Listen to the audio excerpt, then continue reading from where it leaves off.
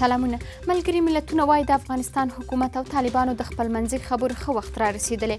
د افغانستان لپاره د ملګرو ملتونو ځانګړي استازي ویلي دا یو تریخ حقیقت دی چې جګړه هره ورځ ملکي خلک زیانمنوي. افغانستان د سام 2 ورځنۍ غونډې کوربه دی. مالیې وزارت وایي د سام ناسته کې به د جنیوا د 2 اړخیزو ژمنو د پرمختګونو ارزیابۍ او د افغان دولت پراختیایي تګلاره باندې بحث وشي. طالبان وایي امریکا د په ټاکلي وخت له افغانستانه ووځي. د دغې ډلې د سیاسي دفتر مشر ملا برادر له رسنیو سره په خبرو کې ویلي که امریکایي ځواکونه په ټاکلي وخت له افغانستانه ونه وځي دوی به یې په تړاو نوې پریکړه وکړي.